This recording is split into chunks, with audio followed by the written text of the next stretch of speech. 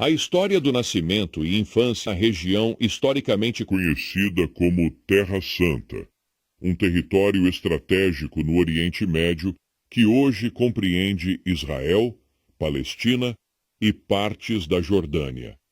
Na época de Jesus, essa área estava sob domínio do Império Romano, dividida em províncias como a Judéia ao sul, Galiléia ao norte e Samaria no centro. A região era um caldeirão cultural e religioso, com Jerusalém como coração espiritual do judaísmo e rotas comerciais que ligavam continentes. Tudo começa em Nazaré, uma pequena cidade na Galiléia, onde Maria recebe a visita surpreendente do anjo Gabriel. O anúncio de que ela daria à luz o Messias acontece nesta cidade obscura, longe dos centros de poder, mostrando desde o início o paradoxo divino. O Rei dos Reis seria criado na humilde Nazaré, mas o nascimento não ocorreria ali. Uma ordem do imperador Augusto para o censo romano obrigou José, Davi, a viajar com sua esposa grávida até Belém, a cidade ancestral de sua linhagem. Essa jornada de aproximadamente 150 quilômetros, que levava cerca de 5 dias, estradas poeirentas da Judéia, não foi mera coincidência. Belém era o local profetizado por Miqueias séculos antes como o berço do Messias, e Deus usou um decreto político pagão para cumprir sua palavra. Em Belém, o filho prometido nasceu em condições humildes, numa manjedoura, cercado não por nobres, mas por pastores, os primeiros a receberem o anúncio celestial. A adoração dos magos do Oriente, que seguiram uma estrela misteriosa até encontrar o menino, confirmou sua identidade real, mas também desencadeou uma sequência dramática de eventos. O rei tirano da Judéia e dos judeus sentiu-se ameaçado e ordenou o massacre das crianças de Belém. Mas José, alertado em sonho por um anjo, fugiu com Maria e Jesus para o Egito, repetindo assim o antigo êxodo de Israel, mas agora na direção inversa. Essa jornada perigosa de cerca de 400 quilômetros através do deserto do Sinai levou a família a um refúgio seguro longe do alcance de Herodes, cumprindo mais uma profecia. Do Egito chamei o meu filho. Após a morte de Herodes, um novo aviso angelical permitiu o retorno, mas não para Belém. Descobrindo que Arquelau, filho igualmente cruel de Herodes, governava a Judéia, José levou a família para Nazaré, na Galiléia, onde Jesus cresceria longe das intrigas políticas de Jerusalém. Essa decisão estratégica cumpriu mais um aspecto profético, que ele seria chamado Nazareno, associando-o tanto à humildade quanto ao desprezo que os judeus tinham pelos galileus. Em Nazaré, o menino Jesus viveu uma vida comum, aprendendo o ofício de carpinteiro com José, crescendo em sabedoria e estatura, até que aos 12 anos revelou um vislumbre de sua identidade única durante uma peregrinação familiar a Jerusalém. Perdido por 3 dias, foi encontrado dialogando com os mestres da lei, surpreendendo a todos com seu entendimento. Quando questionado por seus pais angustiados, sua resposta, "Não sabíeis que eu devia estar na casa de meu pai?", ecoou como a primeira declaração pública de sua missão divina. Após esse episódio, a narrativa bíblica silencia sobre sua juventude, apenas afirmando que ele crescia em sabedoria, estatura e graça, até emergir novamente cerca de 18 anos depois. Esse silêncio da Bíblia é conhecido como os anos ocultos de Jesus. E embora não haja relatos canônicos desse período, estudiosos sugerem que ele viveu uma vida comum em Nazaré, trabalhando como carpinteiro e aprofundando-se nas tradições judaicas. Cientificamente, é plausível que Jesus tenha se desenvolvido em um ambiente de intensa religiosidade e resistência cultural contra a dominação romana, o que moldaria seu pensamento e missão. O ressurgimento de Jesus na narrativa acontece no batismo. Portanto, a trajetória entre o templo e o Jordão não é um hiato, mas uma preparação silenciosa e deliberada. Jesus emerge do anonimato com plena consciência de sua missão, pronto para anunciar o reino de Deus. O batismo de Jesus, narrado nos evangelhos como tendo ocorrido no Rio Jordão, é associado a duas localizações principais.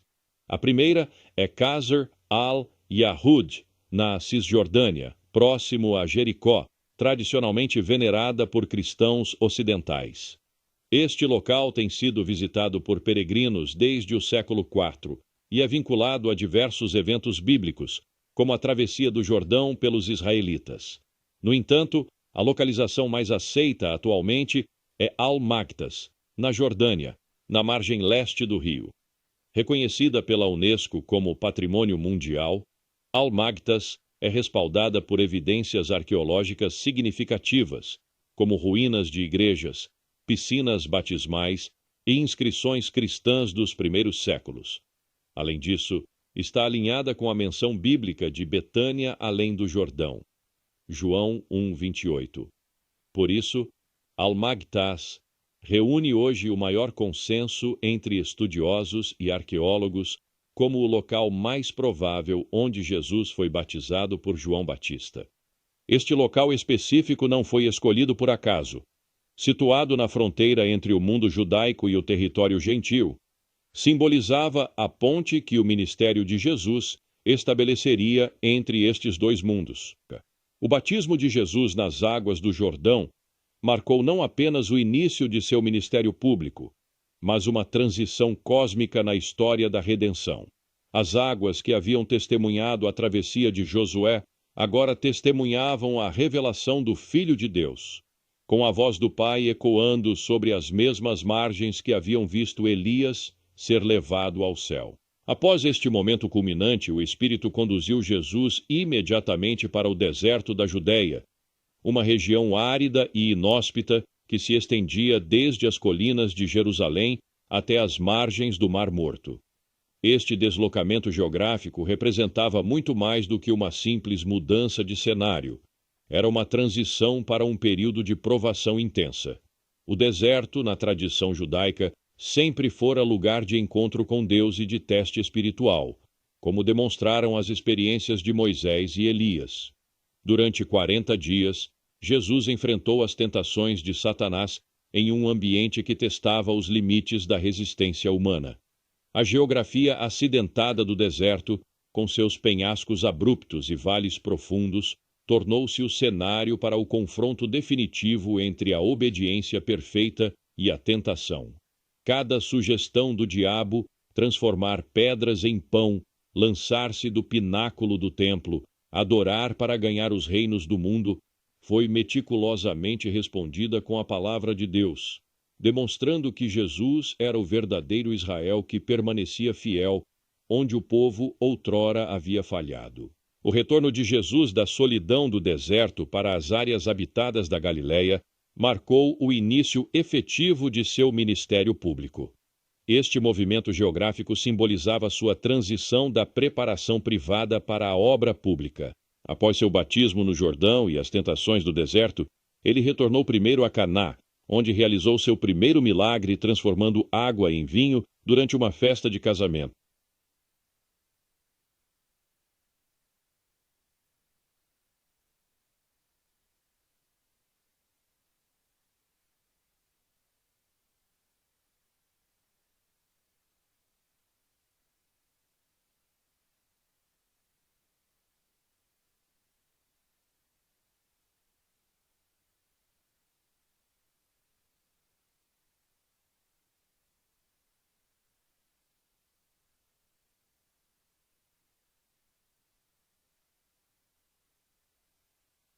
Para que o nosso novo filme Duas Vidas, do que estamos falando quando falamos de aborto, tenha o impacto necessário em nossa sociedade, precisamos fazer com que ele chegue até mais brasileiros da BP, para que assim possamos ampliar nossa divulgação. Primeira festa de casamento na qual eu vou, onde o melhor vinho é servido no final.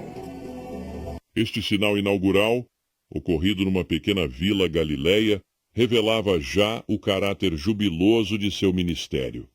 De Caná, Jesus desceu para Cafarnaum, na margem noroeste do Mar da Galileia, que se tornaria sua base operacional. A escolha de Cafarnaum era estratégica. Situada na Via Maris, importante rota comercial, a cidade permitia que sua mensagem se espalhasse rapidamente. Foi aqui que Jesus chamou seus primeiros discípulos, Pedro, André, Tiago e João, pescadores que deixaram imediatamente suas redes para segui-lo. O ministério galileu de Jesus caracterizou-se por ensino intensivo e milagres impressionantes. Nas colinas ao redor do Mar da Galileia, ele proferiu o Sermão da Montanha, redefinindo radicalmente os valores do reino. Em Cafarnaum, curou a sogra de Pedro e muitos outros enfermos, incluindo um paralítico baixado através do teto. Na praia próxima, acalmou uma tempestade com uma palavra. Em Naim, ressuscitou o filho único de uma viúva, demonstrando poder sobre a própria morte. Cada milagre não era apenas um ato de compaixão, mas um sinal que autenticava sua mensagem e identidade. Contudo, Jesus não limitou seu ministério à Galileia judaica. Resultou no encontro transformador com a mulher no Poço de Jacó, em Sicar. Este diálogo revolucionário, onde Jesus revelou ser o Messias primeiro a uma mulher samaritana de má reputação. Você estava errada quando disse que nunca recebeu nada de Deus. Esse Messias de quem você fala, eu sou ele. O primeiro se chamava Ramim. Você era uma mulher de pureza. Estava animada por se casar. Mas ele não era um bom homem. Machucou você. E fez você questionar o casamento. E até a prática da sua fé. O segundo se chamava Fazad. Na sua noite de núpcias, a pele dele tinha cheiro de laranja. E até hoje, toda vez que você passa pelas laranjas no mercado, você se sente culpada por deixá-lo. Porque ele foi o único homem verdadeiramente devoto em quem você esteve. Mas você se sente indigna. Por que você está fazendo isso? Eu não me apresentei ao público como o Messias. Você é a primeira. Seria bom se acreditasse em mim. Você escolheu a pessoa errada. Eu vim a Samaria só para encontrar você. Você acha que foi um acidente eu estar aqui no meio do dia? Eu sou rejeitada por todo mundo. Eu sei. Mas não pelo Messias.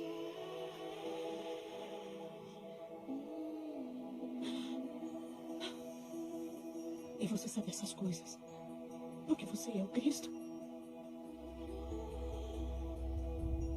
Demonstrava o alcance universal de sua missão. A receptividade dos samaritanos contrastou marcadamente com a crescente oposição que Jesus enfrentava em território judaico. O ministério de Jesus também se estendeu para regiões predominantemente gentias, como a Decápolis a leste do Mar da Galileia. Aqui ele libertou o endemoninhado Gerazeno, permitindo que o homem curado se tornasse o primeiro missionário gentio. Em Tiro e Sidom, na Fenícia, curou a filha de uma mulher síro-fenícia, elogiando sua fé como não encontrara em Israel. Estes deslocamentos para território gentil mostravam que a salvação não estava limitada ao povo judeu. À medida que seu ministério progredia, Jesus fez várias viagens a Jerusalém para as festas judaicas, cada uma marcada por confrontos crescentes com as autoridades religiosas. Na primeira purificação do templo, ele demonstrou seu zelo pela casa de seu pai. Em outra ocasião, no tanque de Betesda, curou um paralítico no sábado, desafiando diretamente as interpretações farisaicas da lei. Estes eventos em Jerusalém preparavam o terreno para o clímax de seu ministério. O ministério galileu atingiu seu ápice com a confissão de Pedro em Cesareia de Filipe, aos pés do monte Hermon, onde Simão Pedro declarou: Tu és o Cristo, o Filho do Deus vivo. Logo depois, no Monte da Transfiguração, tradicionalmente identificado como o Monte Tabor, Jesus revelou sua glória divina a Pedro, Tiago e João, confirmando sua identidade messiânica. A fase final do ministério público viu Jesus se concentrando cada vez mais na preparação dos discípulos para sua partida. Sua decisão de ir a Jerusalém para a última Páscoa, sabendo dos perigos que o aguardavam, demonstrava seu compromisso inabalável com a vontade do Pai. A ressurreição de Lázaro em Betânia, um milagre tão impressionante que acelerou os planos dos líderes religiosos para matá-lo, foi o último grande sinal antes da paixão. Os eventos decisivos da paixão, morte e ressurreição de Jesus concentraram-se na cidade de Jerusalém e seus arredores, durante a celebração da Páscoa judaica no ano 30 d.C. Esta cidade sagrada, situada nas colinas da Judéia a cerca de 760 metros acima do nível do mar, era o coração religioso do judaísmo e o palco perfeito para o cumprimento da redenção. A geografia de Jerusalém, com seu vale profundo e montanhas circundantes, tornou-se testemunha silenciosa dos eventos mais transcendentais da história cristã. A semana final começou com a entrada triunfal de Jesus em Jerusalém, vindo de Betfagé e Betânia, no Monte das Oliveiras. A descida pela encosta oriental, com a vista panorâmica do templo, foi cuidadosamente planejada. O Messias entrava na cidade exatamente como Zacarias havia profetizado, montado num jumento. A multidão que o aclamava com ramos de palmeiras não compreendia que este rei vinha para sofrer, não para guerrear.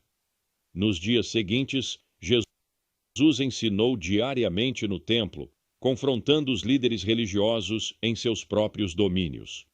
A purificação do templo, quando expulsou os cambistas, foi um ato simbólico de juízo contra um sistema religioso corrupto que havia perdido seu propósito original. A localização do cenáculo, onde ocorreu a última ceia, no Monte Sião, na parte alta da cidade, tinha profundo significado. Neste lugar, Jesus instituiu a Eucaristia, transformando para sempre o significado da Páscoa.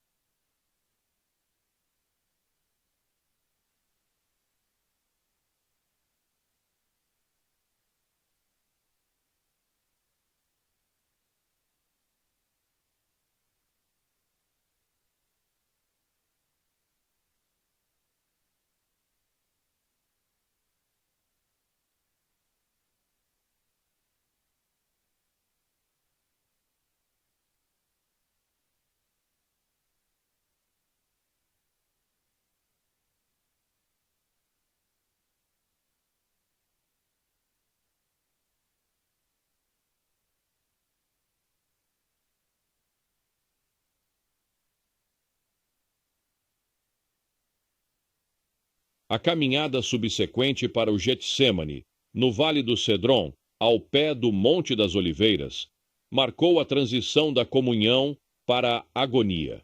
O Jardim de Oliveiras, com suas árvores seculares, tornou-se o cenário da angústia mais profunda de Jesus, onde suou gotas de sangue enquanto se submetia à vontade do Pai. A prisão de Jesus no Getsêmani levou-o primeiro à casa do ex-sumo sacerdote Anás, depois à residência de Caifás, o atual sumo salta. O julgamento religioso perante o Sinédrio ocorreu provavelmente na chamada Sala das Pedras Talhadas. Ao amanhecer, Jesus foi levado ao pretório, a residência oficial de Pôncio Pilatos, tradicionalmente identificado com a fortaleza Antônia, ao norte do templo. O percurso entre estes locais revela a humilhação progressiva do Filho de Deus, de jardim sagrado a tribunal pagão. O caminho para o Gólgota, tradicionalmente chamado Via Dolorosa, levou Jesus pelas ruas íngremes de Jerusalém até o local da execução fora dos muros da cidade. O que vou contar aqui é a fonte da minha fortuna e prosperidade. É por isso que possuo mansões, carros de luxo e um iate de 120 pés. As pessoas pensam que, por ser um sheik em Dubai, venho de berço de ouro e sou herdeiro, mas na realidade... Com a cidade garantia que muitos testemunhassem a crucificação, incluindo as mulheres que o seguiam desde a Galileia. O sepultamento no túmulo novo de José de Arimateia um jardim próximo ao Gólgota, cumpriu a profecia de Isaías de que o servo sofredor seria com os ricos na sua morte. O domingo da ressurreição começou antes do amanhecer, quando as mulheres foram ao túmulo e encontraram-no vazio. As aparições subsequentes ocorreram em vários locais. No jardim do sepulcro a Maria Madalena, na estrada de Emaús a 2 discípulos desanimados e no cenáculo aos discípulos reunidos. Cada encontro revelava um aspecto diferente da realidade da ressurreição. A ascensão final, no Monte das Oliveiras, completou o ciclo geográfico. De onde havia entrado triunfalmente em Jerusalém, Jesus agora partia visivelmente para o céu, prometendo voltar da mesma maneira. Esta jornada final em Jerusalém não foi aleatória, mas cuidadosamente orquestrada para cumprir todas as profecias messiânicas. Cada local, do Monte das Oliveiras ao Gólgota, foi palco de eventos que transformaram para sempre a relação entre Deus e a humanidade. A geografia da paixão não é mero cenário, mas parte integrante da narrativa redentora, testemunhando que o Filho de Deus realmente andou entre nós e transformou para sempre os lugares por onde passou. Curiosidades sobre a vida e as viagens de Jesus. A vida de Jesus de Nazaré é um dos temas mais estudados e reverenciados da história. Muito além dos eventos conhecidos de sua paixão e ressurreição, existem detalhes curiosos e profundos sobre sua trajetória, especialmente em relação às viagens que realizou por toda a região da Palestina do século I. Abaixo, reunimos fatos surpreendentes sobre esses caminhos percorridos que lançam luz sobre a missão, o contexto cultural e o propósito redentor do Filho de Deus. 1. Jesus percorreu centenas de quilômetros a pé. A maioria das viagens de Jesus foi feita a pé, em terrenos áridos, colinas e regiões montanhosas. Estima-se que, durante seu ministério público de cerca de 3 anos, Jesus tenha caminhado aproximadamente 4.000 a 5.000 quilômetros. Suas viagens se concentraram principalmente na Galiléia, Samaria e Judéia, mas também atravessaram regiões menos esperadas como a Fenícia, atual Líbano, e a Decápolis, uma região helenizada a leste do Rio Jordão. 2. Jesus visitou regiões gentias, ao contrário do que se poderia esperar de um mestre judeu do século I. Jesus não restringiu suas ações apenas ao território judeu. Ele passou pela região da Fenícia, onde curou a filha da mulher Ciro-Fenícia, Marcos 7, 24, 30, e também visitou a região de Gadara e da Decápolis, onde libertou um homem possesso por legiões de demônios, Marcos 5, 1, 20. Isso revela desde o início a natureza universal de sua missão. 3. Nazareno, mais frequentemente em Cafarnaum. Apesar de ser chamado Jesus de Nazaré, ele fez de Cafarnaum, às margens do Mar da Galileia, a base principal de suas atividades durante o ministério público. Cafarnaum era uma vila de pescadores estratégica, com forte presença comercial e militar romana. Ali ocorreram diversos milagres, como a cura do paralítico, Marcos 2, 1, 12, e a ressurreição da filha de Jairo, Marcos 5, 21, 43. 4. Subia frequentemente a Jerusalém. Jesus subiu a Jerusalém várias vezes ao longo de sua vida, especialmente para as grandes festas judaicas como a Páscoa, o Pentecostes e a Festa dos Tabernáculos. A subida era literal e simbólica. Jerusalém está localizada a cerca de 760 metros acima do nível do mar, exigindo um percurso árduo desde a Galileia.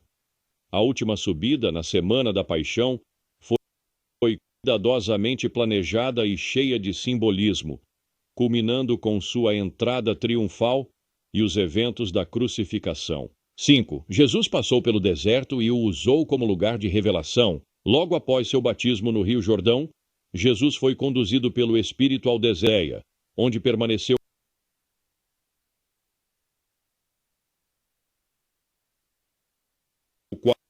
em jejum. O deserto, com seu ambiente hostil e árrido, foi cenário de ritual. Mateus 4, 1, 11. Mais tarde, buscava frequentemente lugares desérticos para orar, revelando o deserto como espaço de intimidade com o Pai. 6. Viagens missionárias com os discípulos. Com a escolha dos 12 discípulos, Jesus iniciou viagens missionárias por aldeias e cidades da Galileia. Ele costumava ir de vila em vila, pregando nas sinagogas e curando enfermos. Nessas andanças, ensinava em parábolas, realizava milagres e formava uma multidão de seguidores.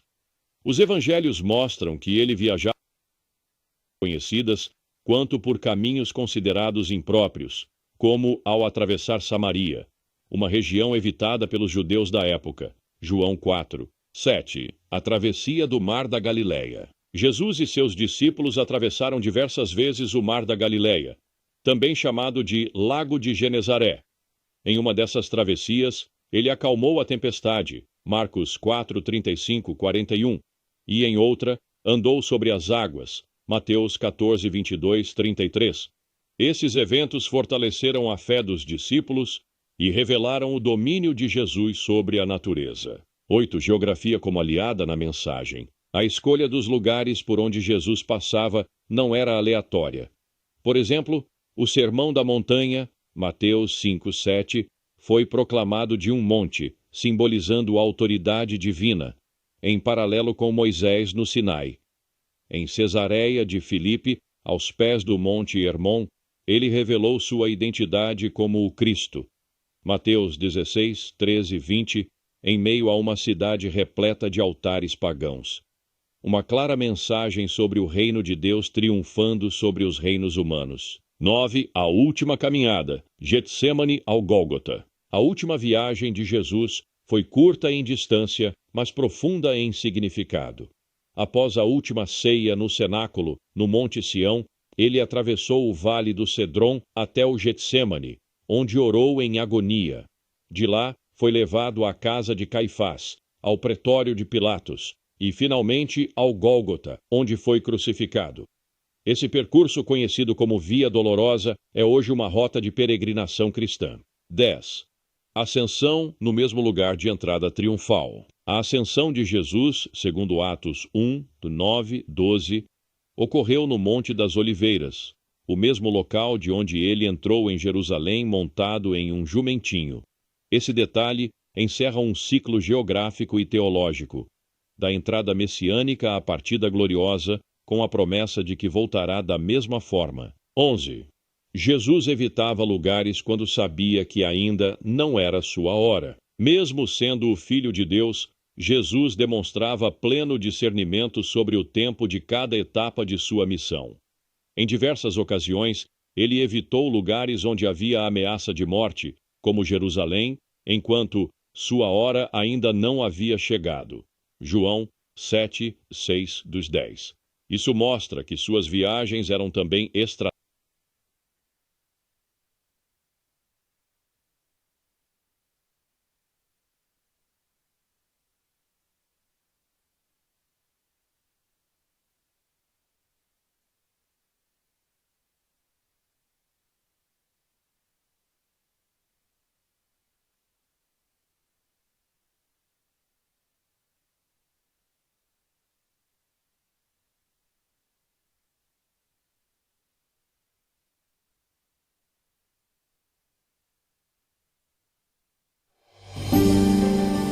A Igreja de Jesus Cristo dos Santos dos Últimos Dias apresenta o abril de 2025. Assim, fé, amizade e valores compartilhados. Ministério Mundial, os líderes da Igreja edificam sobre pontos em comum no Oriente Médio, tornando o Evangelho mais acessíveis do que estrategicamente conduzidas segundo a direção do Pai. 12. Jesus fez uma longa caminhada até as regiões de Tiro e Sidom. A viagem de Jesus até Tiro e Sidom, na atual costa do Líbano, surpreende por sua distância, cerca de 80 a 100 quilômetros da Galileia. Ali, atendeu a mulher Ciro-Fenícia, mostrando um avanço claro da missão para os gentios. Marcos 7, 24, 30. Esse deslocamento revela seu desejo de romper fronteiras culturais e espirituais. E 13. Ele cruzou a Samaria, algo que judeus normalmente evitavam. Os judeus geralmente contornavam Samaria para ir da Galiléia a Jerusalém, por causa da inimizade histórica com os samaritanos. Mas Jesus escolheu passar por Samaria, João 4, onde teve o famoso diálogo com a mulher no poço. Ao fazer isso, ele mostrou que não fazia acepção de pessoas e que a salvação é para todos. 14. Usava o barco como púlpito natural. Nas margens do mar da Galiléia, multidões se aglomeravam para ouvi-lo. Para evitar ser comprimido e aproveitar a acústica da água, Jesus frequentemente usava um barco como púlpito flutuante. Lucas 5:1-3. Essa estratégia simples e eficaz ampliava o alcance da sua mensagem. 15. Visitava cidades pequenas e esquecidas. Jesus não buscava os grandes centros urbanos da época. Muitas de suas ações ocorreram em aldeias pequenas e simples, como Caná, Naim e Betânia. Isso revela seu apreço pelos humildes e marginalizados, alinhado com a profecia de Isaías. O povo que andava em trevas viu uma grande luz. Isaías 9:2. 16. Sua infância no Egito cumpriu profecia e envolveu uma viagem longa. Após o nascimento, José foi avisado em sonho para fugir com Maria e o menino Jesus para o Egito. Mateus 2:13-15. A viagem tinha cerca de 500 quilômetros, o que era extremamente difícil com uma criança. Esse exílio temporário cumpria a profecia: do Egito chamei o meu filho. Oséias 11:1. 17. Frequentava festas religiosas específicas. Jesus subia a Jerusalém em ocasiões-chave, como a Páscoa, João 2:13, a festa dos tabernáculos, João 7:10, e o Pentecostes. Essas festas atraíam multidões de toda a Judéia e regiões vizinhas, servindo como oportunidades para pregar a grandes públicos. 18. Sua transfiguração ocorreu no alto de uma montanha isolada. A transfiguração de Jesus, quando seu rosto brilhou como o sol e ele apareceu com Moisés e Elias, ocorreu no alto de uma montanha, provavelmente o Monte Tabor ou o Hermon. Isso reforça a tradição bíblica de revelações divinas em lugares altos, afastados da agitação humana. Mateus 17:1-8. 19. Passava madrugadas em oração nas montanhas. Antes de tomar decisões importantes, como a escolha dos 12 discípulos, Jesus passava a noite em oração em lugares elevados e isolados. Lucas 6:12. Esses momentos demonstram sua constante conexão com o Pai e o valor que dava à comunhão espiritual, mesmo em meio a tantas demandas. 20. Ressuscitou e apareceu a discípulos em lugares diversos. Após ressuscitar, Jesus apareceu aos discípulos em Jerusalém, no caminho de Emaús, e depois na Galiléia, mostrando que continuava a percorrer grandes distâncias.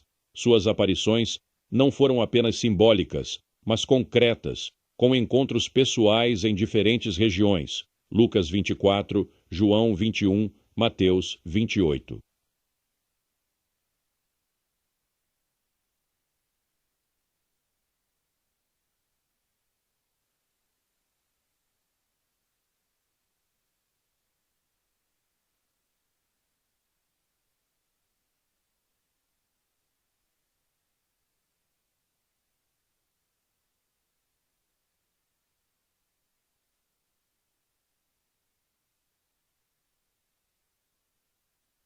Era uma manhã tranquila na antiga Galiléia, uma região rodeada por colinas e paisagens exuberantes, onde as pessoas viviam simples, mas com uma conexão profunda.